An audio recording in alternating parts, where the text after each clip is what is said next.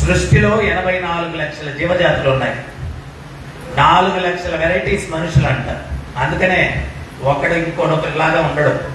4 లక్షల వెరైటీస్ మనుషులు. దానికి ముందు 80 లక్షల వెరైటీస్ జీవజాతులు ఉన్నాయి. జలచరాలు, భూమి మీద నివసించేటివి, వృక్షాలు, పక్షులు, ఇవన్నీ కలిపితే 80 లక్షలు ఉన్నాయంట. ఆ 80 లక్షల జన్మలు ఎత్తుకొని వస్తే చివరిగా మనుష్య జన్మ వస్తుంది.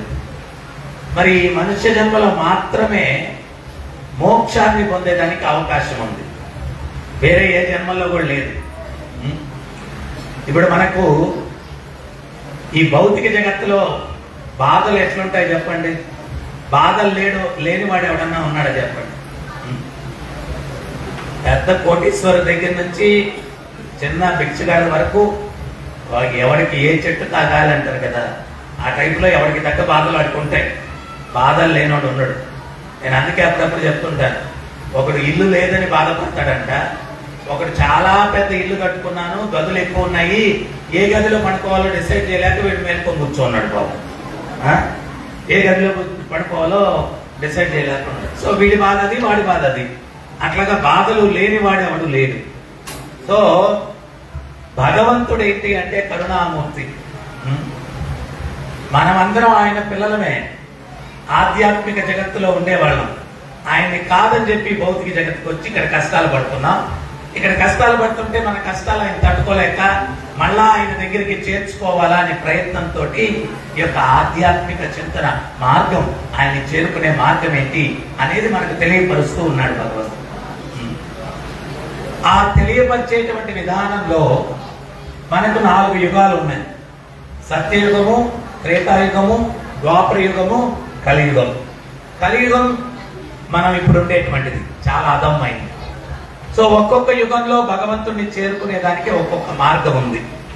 కృతేయ ధ్యాయతో విష్ణుం త్రేతాయా యజతో మకై ద్వాపరే పరిచర్యస్య కలౌ తత్తరి కీర్తన. సత్యయుగంలో తపస్సులు, త్రేతాయుగంలో యజ్ఞ యాగాదులు, ద్వాపర యుగంలో విగ్రహారాధన, కలియుగంలో నామ సంకీర్తన, భగవత్ నామ సంకీర్తన. అది శాంతిగా ఉండడానికి, మోక్షం పొందడానికి మార్గం అదనమాట నామ సంకీర్తన. మరి కలియుగంలో మనిషి పరిస్థితి ఏంటయ్యా? కలియుగంలో మనిషి పరిస్థితి ఏంటి? మంద సుమంద మతయోర్ మంద భాగ్యో. తెలివితేటలు తక్కువ, ఓర్పు తక్కువ, సహనం తక్కువ, జ్ఞాపక శక్తి తక్కువ. వీటన్నిటికీ మించి వరం ఒకటి ఉందంట కలియుగంలో. ఏంటయ్యా ఆ వరం అంటే మనసు ఎప్పుడు కలత చెంది ఉంటుందండి. ఎవరన్నా ప్రశాంతంగా హ్యాపీగా నవ్వుతూ ఎవరన్నా చూసారా? ఎప్పుడు మొహం చెప్పించుకుని ఇంకెదురెదురు పడితే ఏడిస్తే బాగుంది కాబట్టి గుడ్ మార్నింగ్ ఆర్టిఫిషియల్ గా మనసు ఎప్పుడు కలత చెంది ఉంటుంది. సో వీడెట్టా శాంతిని పొందుతాడు, వీడెట్టా మోక్షాన్ని పొందుతాడు. సో దీనికోసం నారదుల వారు బ్రహ్మను అడుగుతూ ఉన్నారు, ఈ కలియుగంలో వీళ్ళు ఎట్లా శాంతిని పొందుతారు, వీళ్ళు ఎట్లా మోక్షాన్ని పొందుతారు? అప్పుడు బ్రహ్మ చెప్తున్నాడు, హరిర్నామ హరిర్నామ హరిర్నామైవ హి కేవలం కలో నాస్తేవ నాస్తేవ నాస్తేవ గతిరన్యద. కలియుగంలో హరినామం జపించడం కానీ ఇంకో మార్గం లేదు, ఇంకో మార్గం లేదు, ఇంకో మార్గం లేదు. మరి హరినామాలు శతకోటి ఉన్నాయి. ఏది జపించాలా అంటే అప్పుడు ఈ మహామంత్రాన్ని ఇస్తూ ఉన్నారు.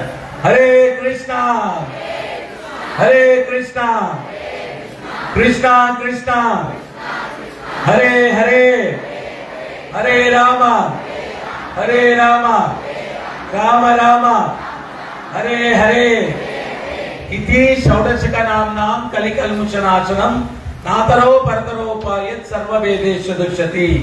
ఈ 16 పదాలైన భగవంతుని ఎవరైతే జపిస్తారో కలికల్ముషనాశనం, కలికాలంలో ఉండే కల్ముషాలన్నీ కూడా నాశనం అవుతాయి. నాతరో పరతరోపాయత్ సర్వవేదేషు దుష్యతి. వేదాలు మొదటి నుంచి చివరి దాకా తిరగవేసిన ఇంతకు మించిన తరుణోపాయం ఇంకోటి లేదు. సో కలియుగంలో ప్రత్యేకించి మనందరం కూడా ఏమంటుకుంటామంటే చాలా తెలుగు వాళ్ళు అనుకుంటాం, కానీ మన తెలివితేటలంతా సావు తెలివితేటలు అంటారు. పూర్వానికి ఎవరో ఒక టీచర్ ఉన్నాడంట, పిల్లలందరినీ ఉద్దేశించి అడిగాడంట, అరే రాజమండ్రి నుంచి విశాఖపట్నానికి ఒక 200 కిలోమీటర్లు అయితే నా వయసు ఎంత చెప్పండి అన్నాడు. పిల్లలందరూ బిక్కుముఖం వేశారంట.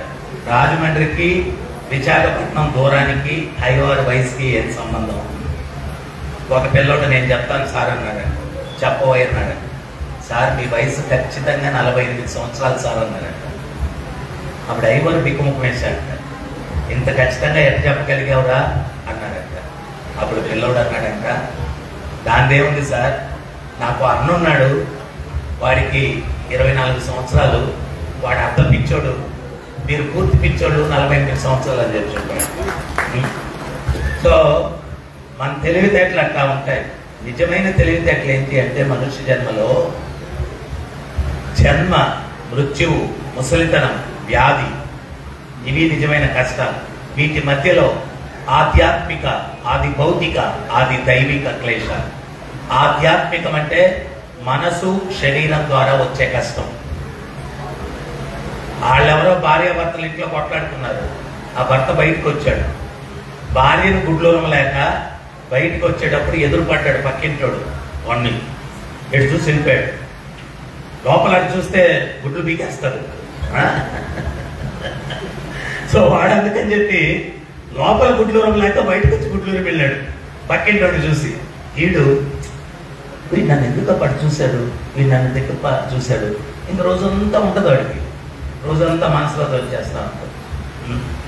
సో మనస్సు ద్వారా వచ్చే కష్టాలు. శరీరం వ్యాధి మందిరం అన్నారు. మళ్ళా కరోనా వస్తుందంట, కాసుకొని కూర్చోవాలి. సో ఏదో ఒక వ్యాధి ఎప్పుడు ఉంటుంది. ఆ వ్యాధి శరీరం వ్యాధి మందిరం. దేనికయ్యా మందిరం ఇది అంటే వ్యాధి కంట. ఎప్పుడు నైవేద్యాలు పెట్టాలి. ఏంటది? ఉదయం ఒక డోలో వేయండి, సాయంత్రం ఒక డోలో వేయండి, మధ్యలో ఇంకొకటి వేయండి. సో ఇవి నైవేద్యాలు ఆ వ్యాధికి. సో వ్యాధి ద్వారా, మనస్సు ద్వారా వచ్చే కష్టాన్ని ఆధ్యాత్మిక క్లేశం అన్నారు. ఆది భౌతిక క్లేశం వేరే జీవుల ద్వారా వచ్చేటువంటి క్లేశాలు. భార్యను భర్త కష్టపెట్టచ్చు, భర్తను భార్య కష్టపెట్టచ్చు, లేకపోతే చిన్న చిట్టి దోమ అది వచ్చి ఇంజక్షన్ వేస్తుంది మన వల్ల, మరుసటి రోజు గునియా వస్తుంది. సో ఆ గునియా, ఈ గునియా, రకరకాల రోగాలు వేరే జీవుల ద్వారా వచ్చే కష్టాలు. దీన్ని ఆది భౌతిక క్లేశం అన్నారు. ఆది దైవిక క్లేశం ప్రకృతి నుంచి వచ్చే కష్టాలు. ఒక్కసారి ఎండలు, ఎక్కడ పోయినా ఇప్పుడు ఏమన్నారు, అబ్బా ఆంధ్రాలో విపరీతంగా ఎండలు ఉన్నాయి. నేను ఎవరో భక్తుడు ఆయన ఢిల్లీలో ఉన్నాడంట, ఏదో మీటింగ్స్కి వెళ్ళాడు. ఆయన ఫోన్లో మాట్లాడుతూ, అబ్బా 45 డిగ్రీలు ఉంది ఢిల్లీలో, తట్టుకోలేకుండా ఉన్న వేడి, ఏసీలు కూడా పనిచేయట్లేదు అని చెప్పి చెప్తా ఉన్నాడు. ఆది దైవిక క్లేశం ప్రకృతి నుంచి. వర్షాలు వస్తే కొట్టుకుపోతాయి, పడకపోతే ఎండిపోతాయి, విపరీతాలు. ఇవి ఆది దైవిక క్లేశం. సో జన్మ, మృత్యువు, ముసలితనం, వ్యాధి, వీటి మధ్యలో మళ్ళా ఇవన్నీ క్లేశాలు. సో ఈ ప్రపంచం దుఃఖాలయం.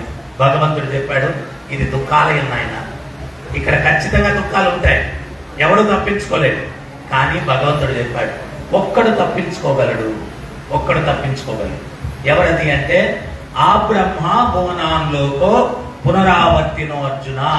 బ్రహ్మలోకం నుంచి పాతాళలోకం దాకా ఎక్కడికి వెళ్ళినా పునర్జన్మం. మాముపేద్యంతు కౌంతేయ పునర్జన్మన విద్యతి. నా లోకానికి ఎవడైతే వస్తాడో పునర్జన్మ ఉండదు. ఈ 84 లక్షల జీవజాతుల్లోకి మనుష్య జన్మ పొందిన తర్వాత ఆ భగవంతుని ఎట్లా చేరుకోవాలా అనే దానికోసం మార్గం తెలుసుకొని ఆ మార్గంలో ప్రయాణించడం కోసం ఈ విలువైనటువంటి మనుష్య జీవితాన్ని మనం వినియోగించాలా.